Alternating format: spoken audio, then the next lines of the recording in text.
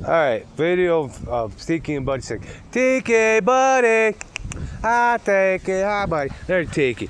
Hey, Tiki, Buddy.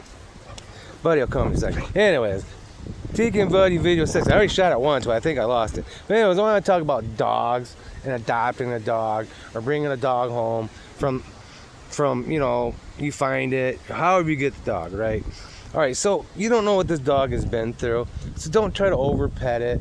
Don't try to like cuddle it maybe too much. Just give the dog room, you know what I'm saying? Like I was talking about somebody like Harley when I brought that dog home. This dog's 160 pounds, right? Never been in a house before, but doesn't like being outside by itself either, okay? And so I had to get this dog in, but this dog would growl at you.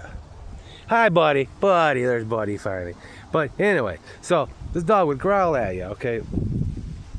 Finally, I got him in.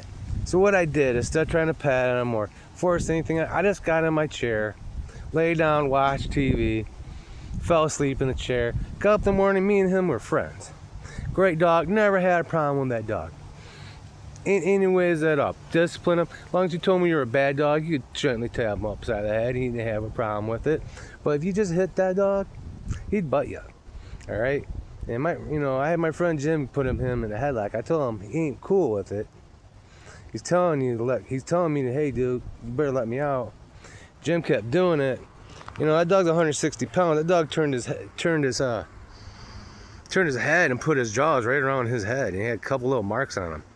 But yeah, I don't know why you put a 160 pound dog that you don't know in a headlock. And then there's another thing I want to talk about. This guy on Facebook, right? And so he's trying to decompress a dog and a dog in a dog sanctuary or whatever. He just comes up and pets it rough. Well, here's the thing. That dog's decompressing. He doesn't know you from nothing. It's scared. What do you think is going to happen? He got bit. So another thing is, if you don't know the dog, don't even put your hand out in front of it. Look what the dog's doing. The dog comes up and wants attention from you.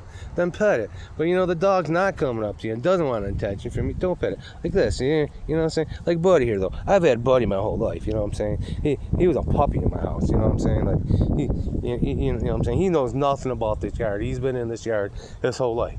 He's never went anywhere else. He's never been owned by anybody else but me. Now Tiki though, she's a little different.